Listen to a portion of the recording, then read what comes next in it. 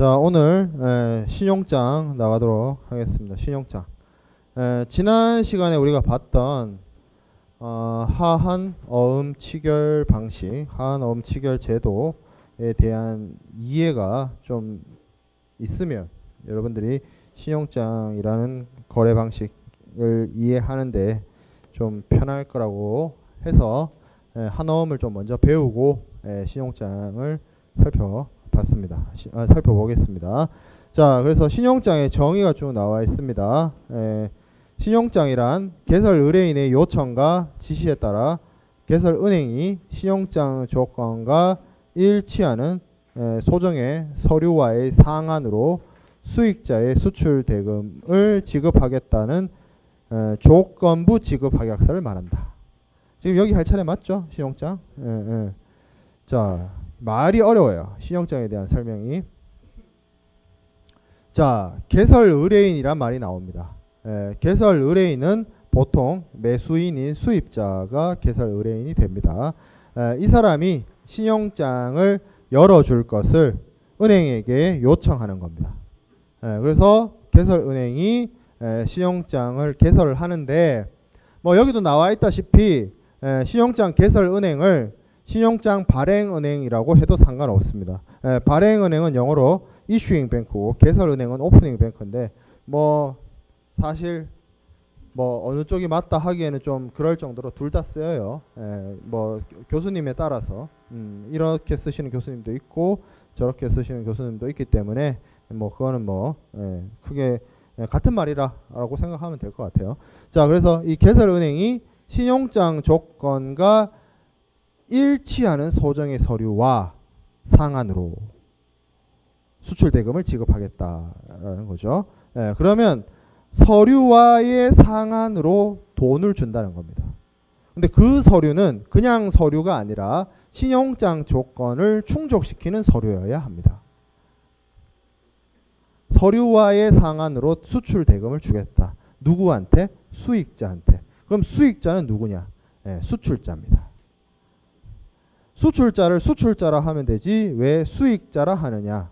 이 신용장 개설을 통해서 신용장의 수혜를 보는 사람이 수출자이기 때문에 beneficiary, 이익을 보는 사람, 뭐 이런 뜻으로 수익자라는 표현을 수출자에게 붙입니다.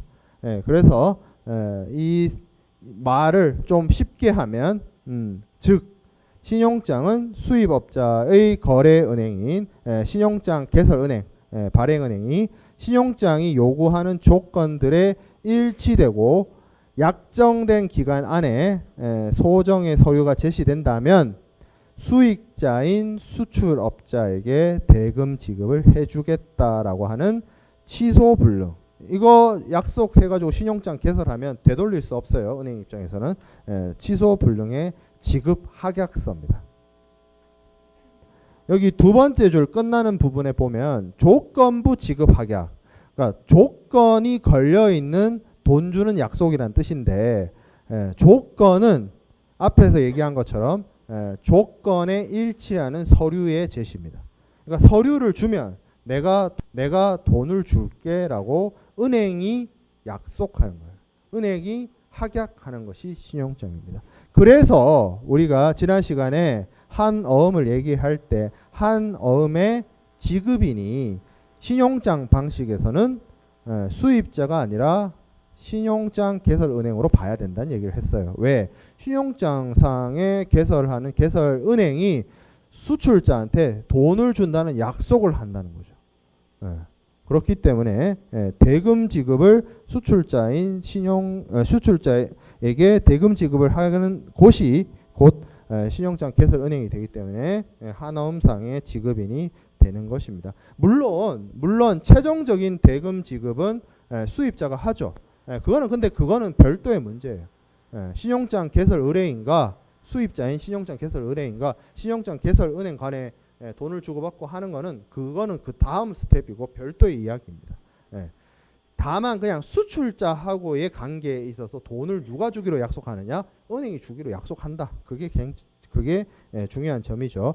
자, 신용장 통일규칙 제2조 UCP 600 제2조에서는 신용장은 이렇다라고 정의 내리고 있습니다. 뭐라고 얘기하고 있냐면 신용장은 명칭이나 기술에 관계없이 이름 상관없이 취소 불능이며 일치하는 제시를 지급 이행할 발행은행의 합약을 구성하는 모든 약정을 말하며 신용장은 취소 불능의 표시가 없는 경우에도 취소 불능이다 라고 되어 있습니다. 뭐 중요한 말은 두 번째 줄에 있죠. 일치하는 제시, 서류 제시죠. 여기서 뭐에 일치해야 되느냐? 조건에 일치하는 서류를 제시하면 은행이 지급 이행한다. 그것을 약속한다. 그런 것을 약속하는 모든 약정이다 라고 이야기하고 있습니다. 이 신용장 통일규칙 2조가 굉장히 애정의 관계인데 나랑 제가 그때 여러분들 나이 때 무역결제론 수업을 지금도 있죠. 무역결제론 1학기 때 수업 있죠. 그 수업을 들었는데 그때 지도하시던 교수님이 지금은 안 계세요. 중앙대학교에. 지금은 안 계시고 다른 학교로 가셨는데 문제가 이거였어요. 신용장이란 쓰라는 거지. 그래서 나는 그 위에 있는 정의 있죠. 좀 풀어 쓴 정의. 뭐 위에 있는 즉 이유 이런 뉘앙스의 글을 적었어요. 근데 틀렸대. 빵점. 왜? 그 교수님이 원한 거는 신용장 통일규칙 제2조에 있는 이 말 따옴표 안에 있는 이 말을 써야 된다 이거예요. 그것도 토시 하나 안 틀리고. 좀 그렇죠. 할 말이 많지만 하지 않겠어요. 은사님이니까. 좀 그래요. 그랬어요. 아 그러니까 뭐 법률적 용어니까 그대로 써야 된다. 뭐 그거는 뭐 맞는 말인데. 간세사 시험 준비하는 친구들은 전체 조문을 다 외울 수는 없어요. 사람의 머리에 한계가 있기 때문에. 근데 이런 정의 같은 거 있죠. 개념 정의. 이거는 토시 하나 안 틀리고 그대로 옮겨 쓰는 게 좋을 수 있습니다. 답안지에다. 교수들이 좋아해요. 출제위원급으로 가는 교수님들 있죠. 좋아하세요. 솔직하게. 참고하기 바랍니다. 나는 안 그래. 나는 안 그런데 아니 그러니까 좀 지나면 우리끼리 알아요. 누가 칠때 들어가는지, 누가 칠때 들어가는지 알 수 있어. 알려요. 근데 거기 들어가시는 수업의 교수님들이 약간 뭐라 그러지 그 말로 좀 있어 연령대가. 와 좋아한단 말이야. 그런 거 풀 텍스트로 하나도 안 쓰고 그런 걸 좋아한단 말이야. 무슨 말인지 알겠죠? 예. 자, 그래서 신용장에 우리가 프로세스를 한번 살펴봅시다. 그래서 좀 살펴보면 그림이 그려져 있죠. 12번 슬라이드부터 먼저 봅시다. 12번 슬라이드에 큰 그림이 있고 물론 모든 신용장 거래가 이런 프로세스인 건 아니에요. 조금 달라질 수 있어요. 개별적으로 좀 달라질 수는 있지만 큰 틀에서는 대충 이런 식으로 이루어진다. 자, 첫 번째 가운데에 보면 1번 동그라미가 있습니다. 1번 동그라미 매매계약 체결입니다. 가장 기본적인 게 이게 대금결제란 게 우리가 국제물품 매매계약의 어떤 특징을 얘기할 때 종속적인 대금결제가 이루어진다라고 했죠. 기본은 매도인과 매수인 간의 국제물품 매매계약, 무역계약이죠. 무역계약. 이걸 통해서 매매계약을 체결할 때 우리가 수업 시간에 배웠던 여러 가지 무역 조건들 뭐 수량은 어떻게 할 것이며 품질은 어떻게 할 것이고 가격은 어떻게 할 것이며 대금 결제는 어떻게 하고 선적은 어떻게 하고 포장은 어떻게 하고 뭐 이런 것들을 정할 거 아니에요. 그때 대금 결제 방법을 신용장으로 하겠다라고 정했겠죠. 양 당사자가 합의하에. 그렇게 되면 이제 계약이 체결되고 매도인은 물품을 준비할 것이고 매수인은 대금 지급을 해야 되는데 대금 결제 방법을 신용장으로 했다라고 봅시다. 자, 그러면 그 다음에 해야 되는 일은 매수인이 2번 동그라미 오른쪽 위에 있습니다. 신용장을 발행 의뢰합니다. 보통은 자신의 거래은행인 은행에게 요청을 하는 거죠. 신용장을 발행해달라고. 그래서 매수인이 발행은행에게 신용장 발행 의뢰를 합니다. 뭐 아무리 신용관계가 높다 하더라도 보통 은행들이 그냥 신용만으로 해주진 않아요. 뭐 수수료를 요구하는 경우도 있고요. 담보를 요구합니다. 보통 담보 요구해요.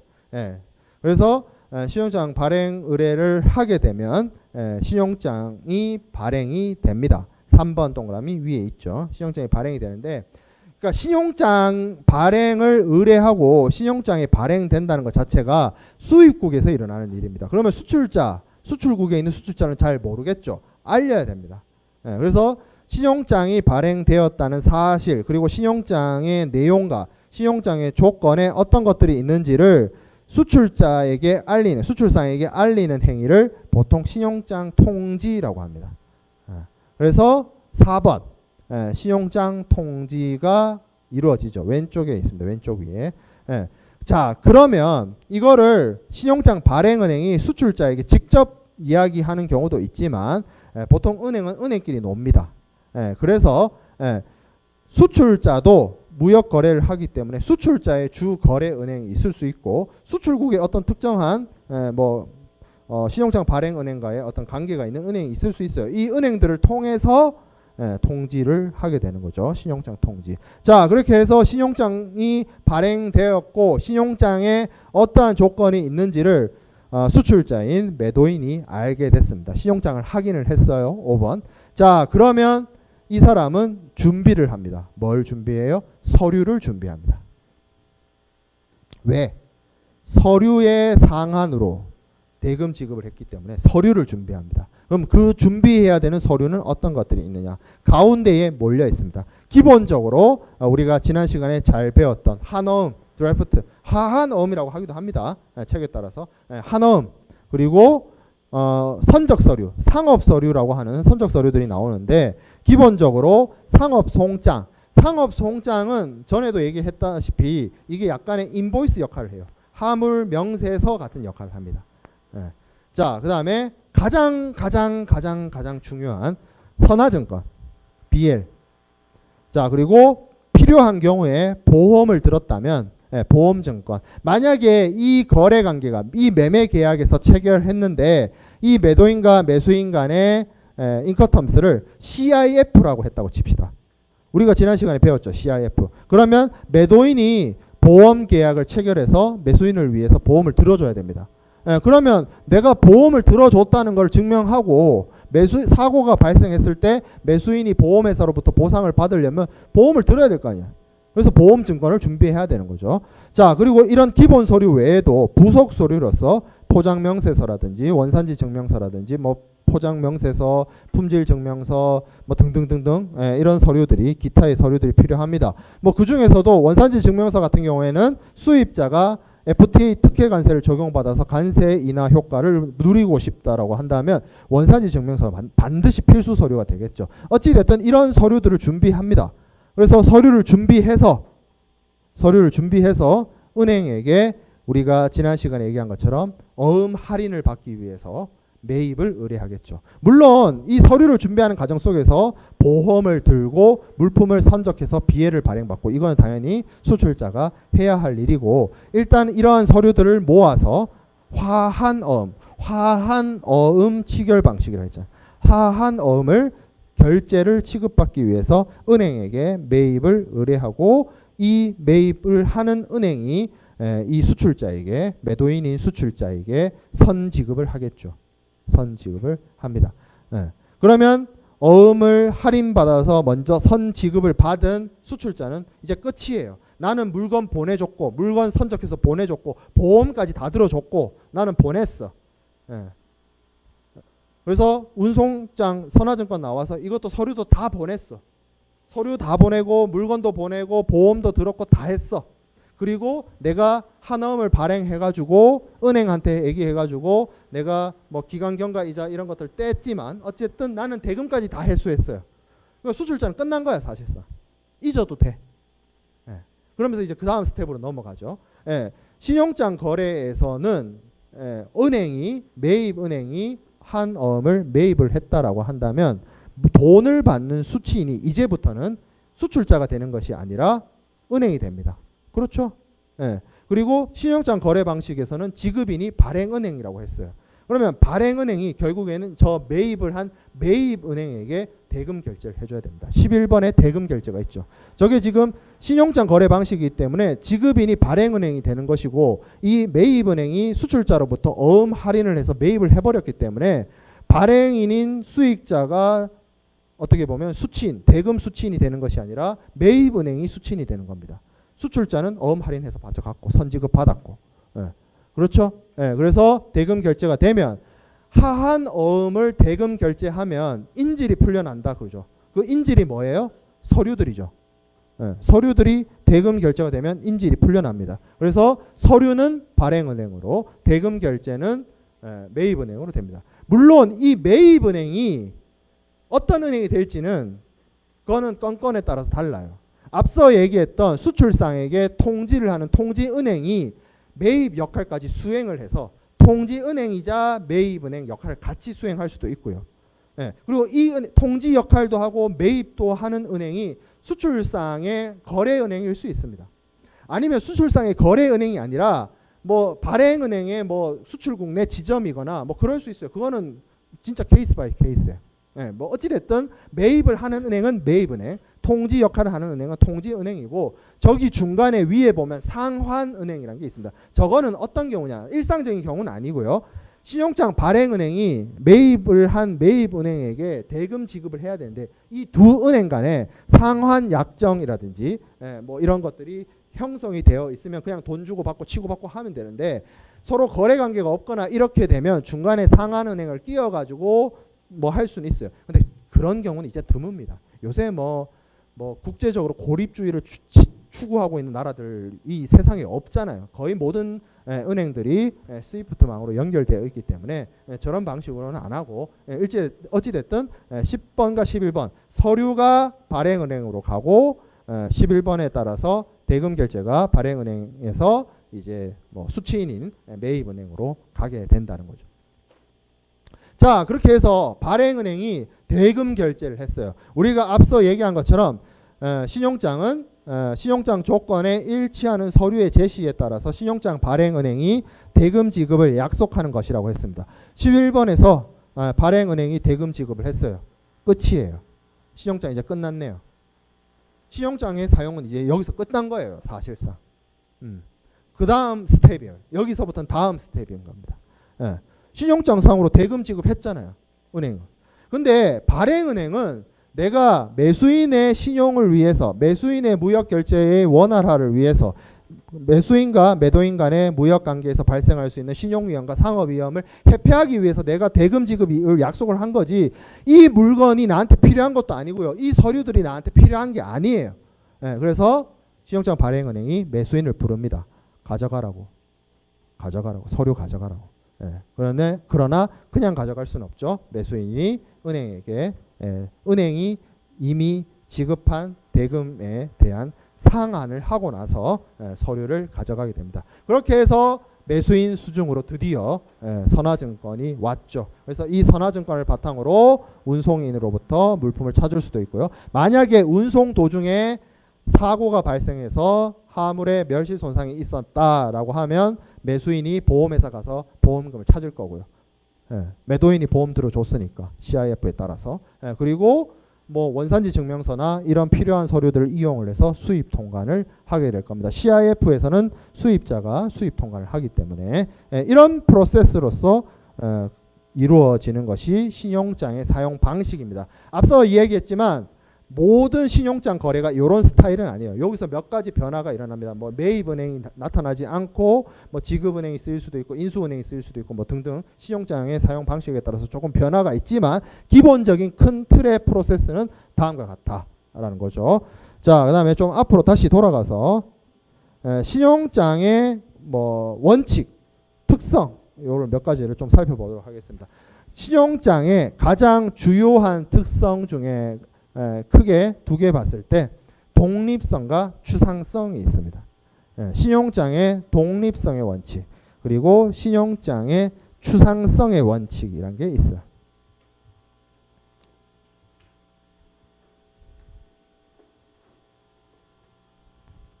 자, 독립성의 원칙이란 건 무슨 얘기냐면 여기 우리 앞에가 아니라 뒤에 12번 슬라이드에 그림에 보면 여기서는 계약이 두 개가 있었어요. 계약.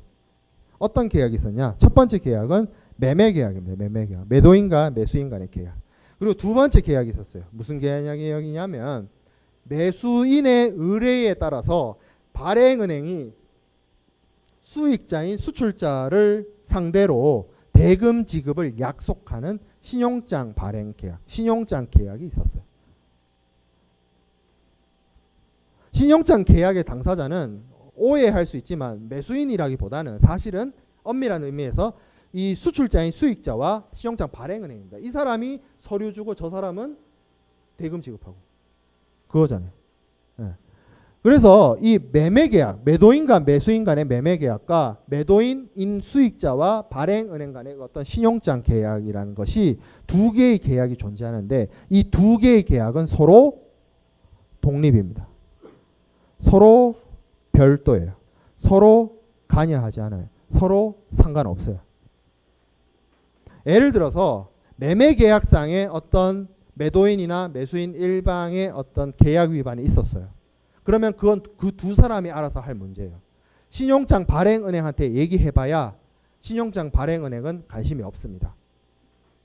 그건 내 알 바 아니야. 이거예요. 나는 그냥 서류 오면 돈 줄게. 이거밖에 안 해. 니들이 알아서 지지고 볶고 해. 별도란 거죠. 별도.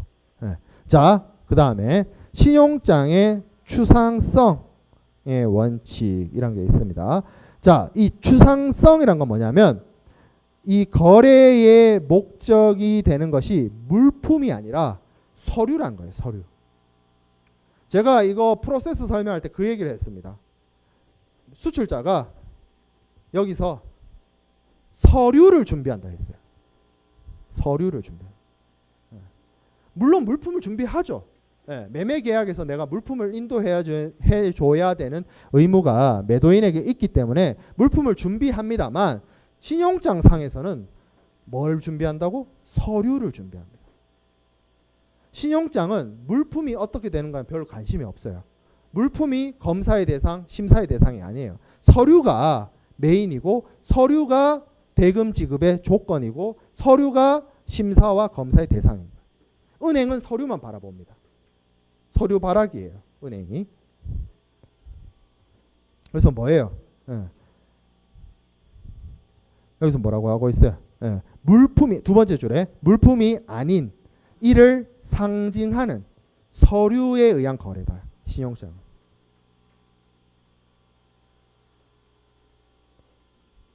서류가 오기 때문에 돈 주는 거예요. 물론 그 서류는 물품을 운송수단에 선적했다는 서류긴 하지만 어찌됐든 간에 서류만을 바라보는 거래다. 그러니까 실체 있는 현실하는 현존하는 물건을 말하는 것이 아니라 그 물건을 상징하는 서류를 거래하는 것이다 라는 거죠. 추상성의 원칙. 자, 그 다음에 엄밀일치의 원칙이 있습니다. 앞에서 봤던 독립추상성하고 조금 다른 이야기인데 신용장이 우리가 앞서 살펴본 것처럼 은행이 신용장 조건에 일치하는 서류가 제시되면 대금 지급을 약속하고 있습니다. 근데 그 서류가 잘못됐거나 위조됐거나 서류가 잘못 작성됐거나 혹은 잘못 발행된, 잘못 기재된, 잘못 서명한 서류가 왔다라고 한다면 은행이 과연 대금 지급을 해줄 것이냐? 안 해주죠.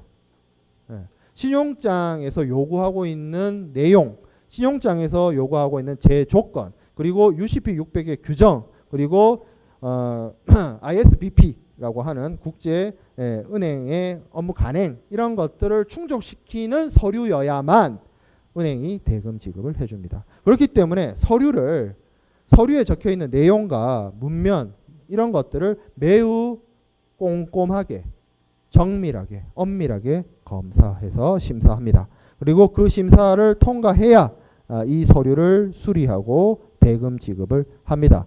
은행원이 가지는 가장 큰 덕목은 똑똑함이 아니고 꼼꼼함이에요. 은행원이 가져야 되는 가장 큰 덕목이. 은행원이 꼼꼼하지 않으면 아무리 똑똑해도 이 사람이 실수합니다. 공 하나 틀리면 난리가 나죠. 그죠? 그 제 대학교 동기들, 제가 01학번이죠.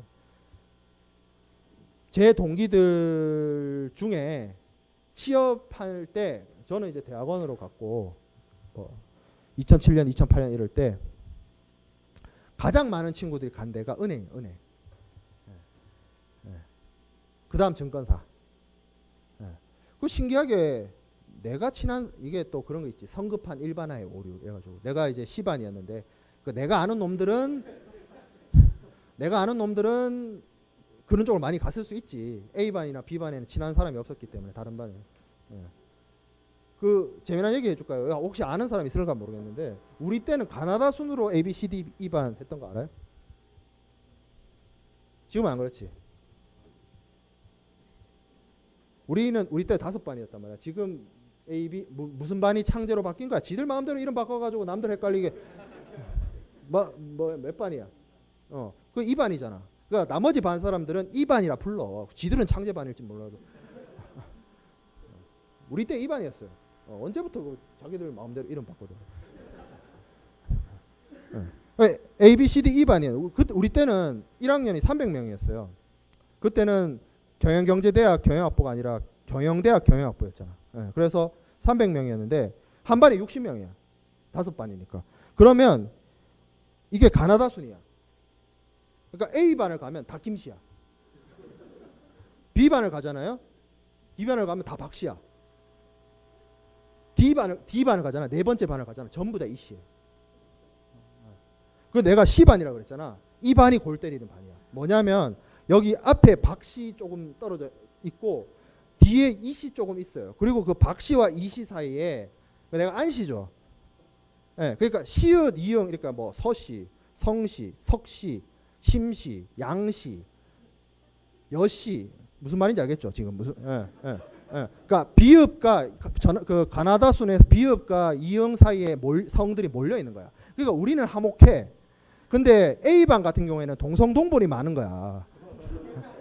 전부 다 앞에 강씨, 건씨 몇 명 빼놓고 전부 다 김씨니까 그 김씨 중에 한 열댓 명은 김해 김씨거나 경주 김씨인 거야. 그리고 우리 2001학번 그때는 그게 있었어요. 동성동본 금혼이었어요. 그 풀린 지가 10년 정도밖에 안 됐을 거야. 그래요. CC인데 동성동본이야. 그런 경우 많았어요. 그럼 이게 언제 바뀌었냐? 언제 바뀌었는지는 정확하게 몰라요.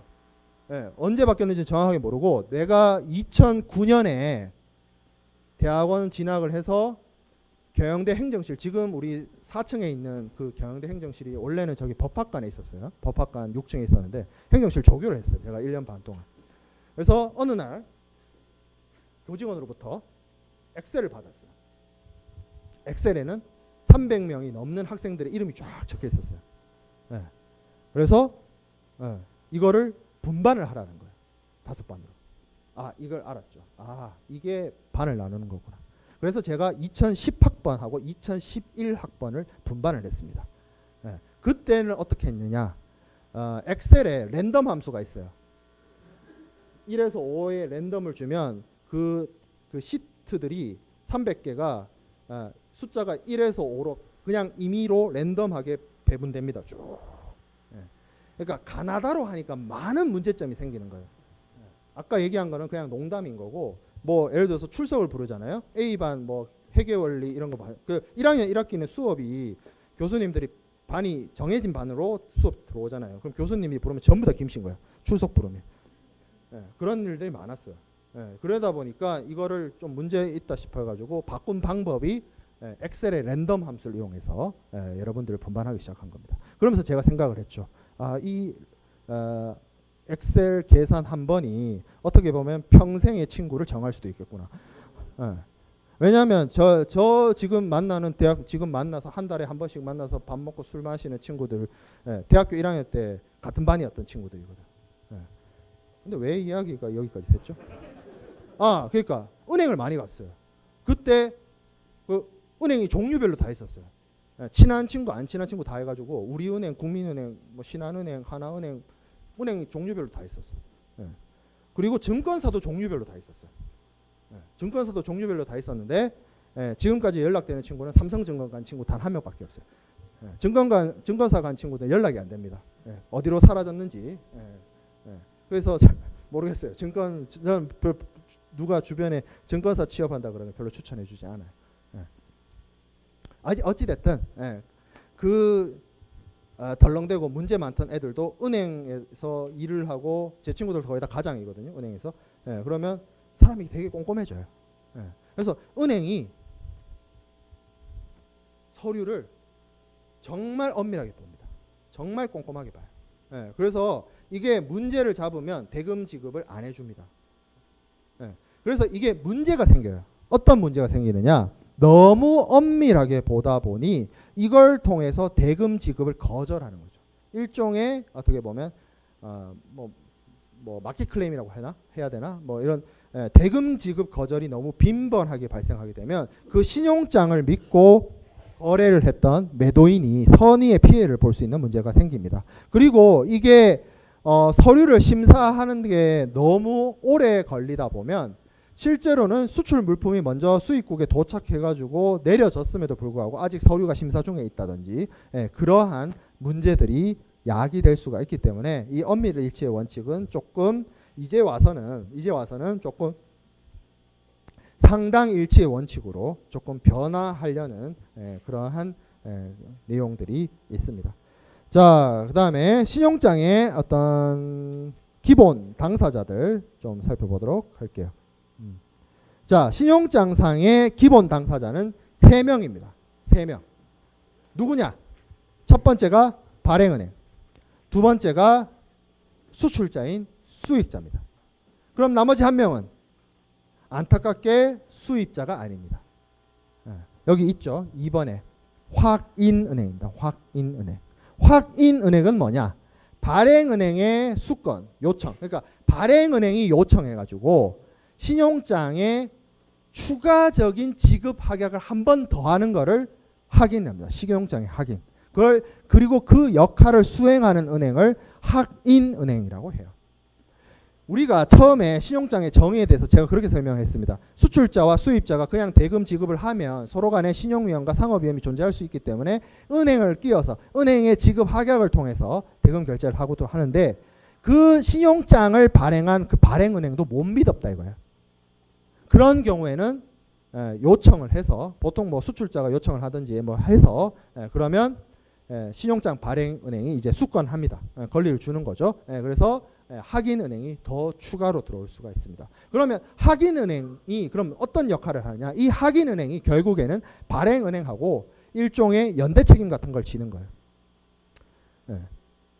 발행은행이 지급 확약을 하는데 지급 확약을 하지 못하면 확인은행이 해야 됩니다. 그리고 발행은행이 대금 지급을 하기 전에 확인은행이 먼저 대금 지급을 할 수도 있어요. 경우에 따라서는. 그렇게 확인은행이 대금 지급을 먼저 하게 되면 확인은행이 대금 지급한 것에 대해서 신용장 발행은행이 상환해 줘야 됩니다. 최종적인 돈의 지급은 확인은행이 하는 것이 아니라 신용장 발행은행이 하는 것은 맞으나, 수익자인 수출자 입장에서는 발행은행이 부도났을 때 확인은행을 통해서 대금을 받을 수 있다는 안전장치를 하나 더 마련한다는 측면에서 의미가 있는 거죠. 그래서 여기 있죠. 수익자의 마지막 줄에 수익자의 요구로 신용이 든든한 은행에 확인을 추가한다. 안전장치, 안전판을 하나 더 만든다. 이렇게 생각하면 됩니다. 그래서 신용장 발행은행과 수익자 이 두 사람의 당사자의 확인은행은 있을 수도 있고 없을 수도 있어요. 없는 경우도 많아요. 신용장 발행은행의 신용도가 튼튼하고 그러면 굳이 확인을 하지 않습니다. 왜냐하면 확인은행 저거 추가하면 저것도 수수료 줘야 되거든.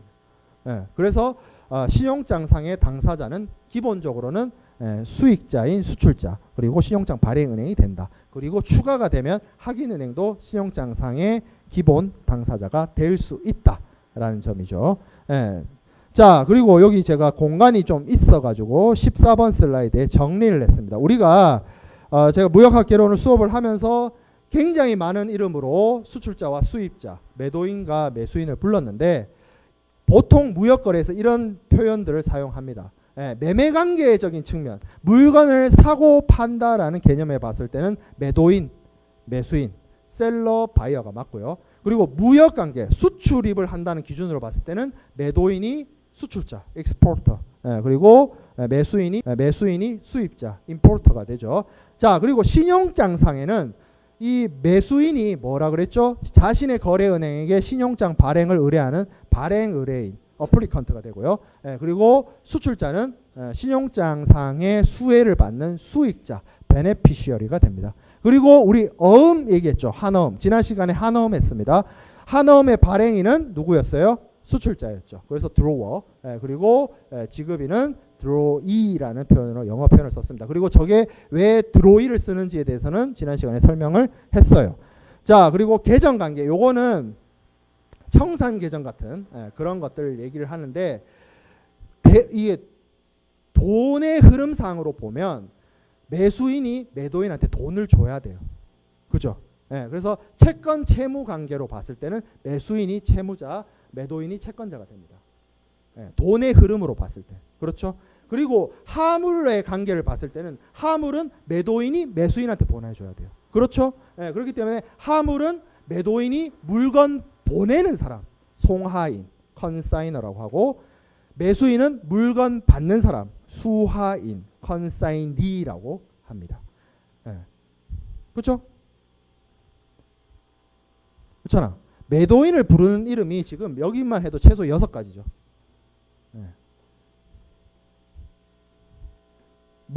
뭐에 뭐 써야 됩니까? 꼭 그렇진 않아요. 그렇잖아요. B로 부르나, 레인으로 부르나, 정지훈으로 부르나, 그거 같은 사람이잖아. 그러니까 매도인으로 부르나, 수출자로 부르나, 수익자로 부르나, 그거 같은 사람이라고요. 그죠?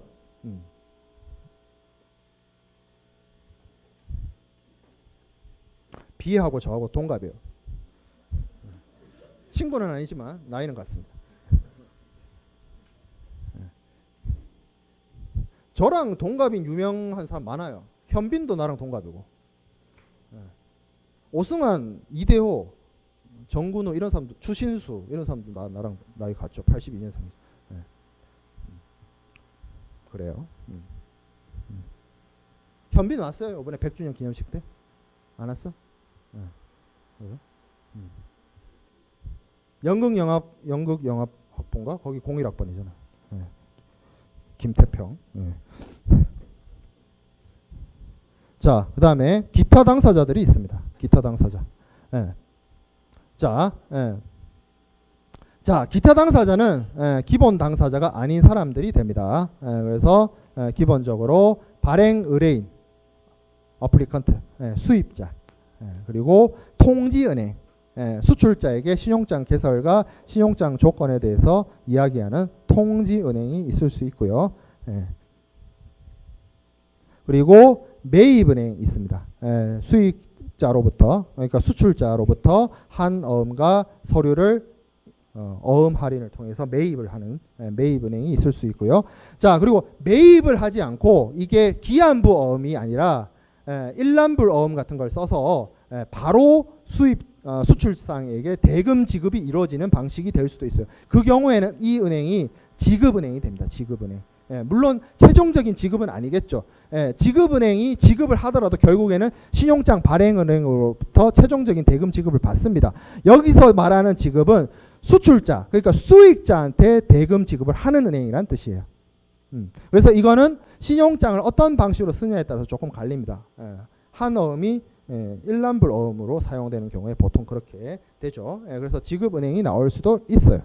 자, 인수은행이 있을 수 있습니다. 인수은행. 요거는 뭐냐면 매입하고 다른 겁니다. 인수라는 거는. 인수에 대한 설명이 여기 사전적 정의가 나와 있죠. 한 어음의 소지자가 지급받기 위해서 한 어음과 서류를 제시하면 이를 접수받은 은행은 제시된 서류가 신용장 조건과 일치하는 여부를 심사함과 동시에 어음의 금액 및 지급인들을 확인하고 이상이 없으면 동어음의 전면에 인수한다는 문헌과 인수일자, 지급지, 지급 만기일들을 기재한 후 서명 날인해서 한어음이 제시자에게 되돌려주는 행위를 말한다 라고 하고, 밑에 인수은행은 한어음을 인수하고 어음 만기에 대금을 지급하는 은행을 말한다 라고 돼요. 읽어보면 매입은행하고 무슨 차이가 있지?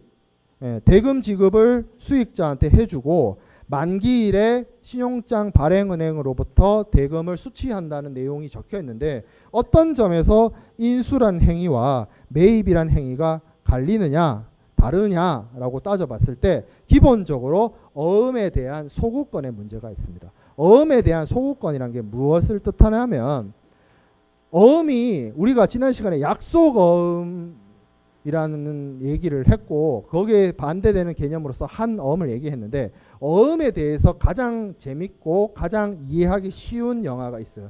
그 레오나르도 디카프리오가 나오는 캐치 미 이프 유 캔이라는 영화가 있습니다. 그거 혹시 본 사람이 있으면 기억을 할지 모르겠는데 이 레오나르도 디카프리오가 극 중에서 하는 일이 뭐냐면 약속어음을 발행해요. 약속어음 자기 백지수표 자기 수표책에 어음을 발행해요. 그러고 나서 주죠. 그리고 뭐 물건을 사요. 근데 이 어음은 뭐예요? 부도난 어음이에요. 계좌에 돈이 없어요. 사기치는 거죠. 어음 사기죠. 그렇죠. 그리고 만약에 어음이 부도가 났을 때의 방법이 달라지는 거예요. 매입 같은 경우에는 내가 한 어음의 만기일이 도래하기 전에 그 어음을 샀지만 어음이 부도가 나면 이 한 어음을 내가 나한테 판 사람에게 소구권을 행사할 수 있습니다. 되돌릴 수 있단 말이에요. 되받아 올 수 있단 말이에요. 내한테 사간 내가 산 돈을 내가 준 돈 그거를 받아 올 수 있단 말이죠. 근데 인수의 경우에는 그러한 소구권을 행사할 수가 없습니다. 왜? 이 서류가 내가 접수했거든요. 내가 인수했거든요. 내게 됐거든요. 그런 차이점이 있습니다. 소구권의 행사 여부에 따라서 조금 입장이 다릅니다. 근데 크게 구분하지 않고 사용되는 경우도 많이 있습니다. 인수신용장과 매입신용장은 결국에는 기한부 한어음이 사용된다는 게 더 중요한 점이죠. 자, 그 다음에 상한은행이 있습니다. 상한은행에 대한 설명은 앞서 신용장 프로세스를 설명하면서 제가 다 얘기했어요. 그래서 요거는 신용장 발행은행과 뭐 지급 이행을 하는 은행들 간에 상한 약정이 되어 있지 않는 경우에 중간에서 대금 상환을 해주는 은행을 상한은행이라고 불립니다. 자, 그 다음에 18번 슬라이드에 신용장의 종류라고 해서 나와 있습니다. 신용장의 종류는 대금 지급의 시기에 따라서 나눠 볼 수 있는데 첫 번째가 일란불 신용장입니다. 일란불 신용장. 일란불 신용장의 경우에는 일란불 어음을 사용하거나 혹은 한 어음이 사용되지 않을 수도 있어요.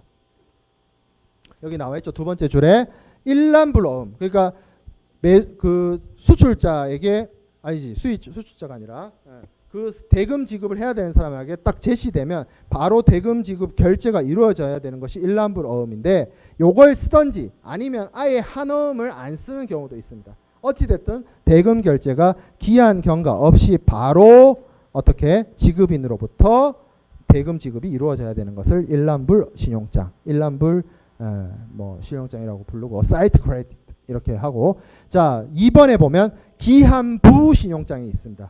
유산스 크레딧이라고 합니다. 유산스가 기한부라는 뜻이에요. 자, 이건 뭐죠? 어음이 발행됩니다. 어음이 발행돼서 어음의 한 어음의 지급인이 그 약정되어 있는 기간의 기간을 경과하기 전에 대금 지급을 해야 하는 기간을 준 기한부 신용장이 되겠습니다. 어떻게 보면 기한부 신용장의 경우에는 뭐 수출상이나 아니면 경우에 따라서 신용장 발행은행이나 아니면 여러 은행들이 대금 결제를 해야 되는 매수인에게 신용을 공여해 줬다라고 볼 수도 있어요. 외상을 할 수 있게끔 해줬다라고 볼 수도 있어요. 30일 후에 결제해도 된다라고 기한을 줬다.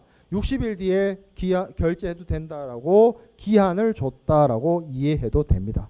자, 그리고 이러한 기한부 신용장의 경우에는 지급 기일의 기준에 따라서 애프터 사이트, 애프터 데이트 오브 드래프트, 애프터 데이트 오브 BL 요 방식이 쓰인다라는 거죠. 요거에 한어음 할 때도 이야기했어요. 그러니까 한어음을 어떤 걸 쓰느냐에 따라서 결정되는 부분인 거죠. 기한부 신용장도.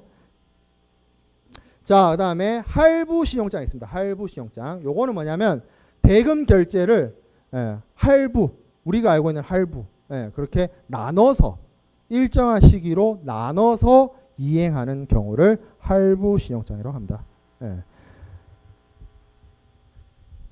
자, 그 다음에 선대 신용장, 레드 클로스 크레딧이란 말이 있습니다. 요거는 뭐냐면 수출자가 물품 생산이나 물품 준비에 필요한 자금을 먼저 받기 위해서 선적 서류가 발행되기 이전에 대금을 먼저 땡겨오는 것, 먼저 전대하는 것을 허락하고 있는 신용장을 선대 신용장이라고 합니다. 그래서 그 관련된 내용 있죠. 돈을 먼저 땡겨간다는 내용이 예전에는 전통적으로 빨간색으로 표시되어 있었어요. 그 서류에. 그래서 레드 클로스, 붉은 조항, 크레딧 이렇게 불린 것입니다. 그래서 영문 명칭으로는 레드 크레딧 클로스, 우리말로는 대금을 먼저 땡겨간다. 선대 신용장이라고 사용을 합니다. 자, 그 다음에 지급신용장과 인수신용장이 있습니다. 지급과 인수에 대해서는 간략하게 앞에서 설명을 했지만 지급 방식으로 사용되는 신용장을 지급신용장, 인수 방식으로 사용되는 신용장을 인수신용장으로 하는데 설명을 한번 읽어볼게요. 대금을 지급신용장, 대금을 치러주는 행위, 수익자가 신용장 조건에 일치하는 서류를 지정은행에게 제시하면 대금을 지급한다. 수익자가 바로 대금을 수익자가 서류를 제시하면 바로 대금 지급을 해야 되는 그런 경우를 지급신용장이라고 하고, 인수는 수익자가 기한부 어음과 함께 서류를 제시하면 어음을 인수하고 어음의 만기일에 대금 지급을 해주는 것을 인수신용장이라고 합니다. 자, 그리고 매입신용장이죠. 매입신용장. 당연히 우리가 앞에서 12번 슬라이드에서 전통적인 신용장의 유통 방식을 설명할 때 제가 설명을 해준 그 방식이 매입신용장 방식입니다. 그래서 어떻게 한다? 매입은행이 한 어음과 서류를 어음 할인을 통해서 먼저 선지급을 하고 서류를 어음을 그리고 매입하는 것을 매입신용장이라고 하는 것이죠. 그래서 가장 어떻게 보면 보편적으로 사용되고 있는 방식이라고도 볼 수가 있습니다. 매입신용장 방식이. 그래서 그 매입으로 할 때는 매입은행이 사용되고 신용장 문명에 매입으로 한다라는 내용들이 적혀 있죠. 자, 그리고 추가적으로 좀 봐야 될 것이 신용장 통일 규칙입니다. 신용장 통일 규칙. 요거는 제가 앞에서 제가 무역 결제론 시간 때 0점 받았다는 얘기를 했었습니다.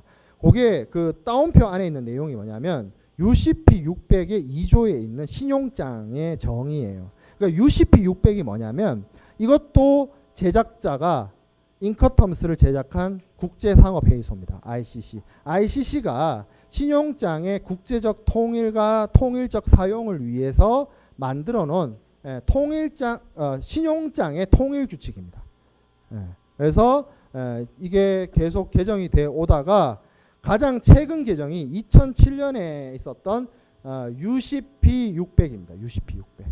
2006년인가 7년인가 저도 긴가민가 한데 아무튼 그때 있었어요. 2006년, 2007년. 이것도 인커텀스처럼 인커텀스는 10년 주기로 개정되죠. UCP 600도 UCP 500 그 전에서부터 보면 거의 10년 단위의 개정이 이루어지고 있었는데 UCP 600 2006년, 2007년 그때 나온 UCP 600 이후로는 UCP 700이 나오지 않고 있고 앞으로도 나올 가능성이 매우 희박해 보여요. UCP 600이 지금까지도 쓰이고 있고 십몇 년이 흘렀지만 개정될 기미도 딱히 보이지 않습니다. 그 이유는 뭐냐면 신용장 사용이 점점 줄어들고 있기 때문에 개정의 필요성을 공감하지 못하고 있습니다. ICC 쪽에서도. 그래서 신용장상의 어떤 사용과 은행의 처리 업무, 보통 이게 은행이 어떤 역할을 하고 은행이 서류를 수리하고 말고 뭐 이런 내용들이 규정되어 있기 때문에 은행에서 혹시 여기 있는 분들 중에서도 은행 쪽으로 취업을 해가지고 기업 금융 쪽을 담당해서 신용장이란 걸 처리하는 상황이 오면 UCP를 봐야 될 수도 있어요. 그렇지만 무역학개론 시간에는 다루지 않는다. 왜? 무역결제론 시간에 다뤄야 되는 내용이라서 무역학개론 수업 시간에서는 신용장 통일규칙 UCP 600이 존재한다 정도로만 이해하고 넘어가도 충분할 것 같습니다. 자, 그 다음에 추심 방식부터는 우리가 다음 시간에 이어서 하도록 하겠습니다.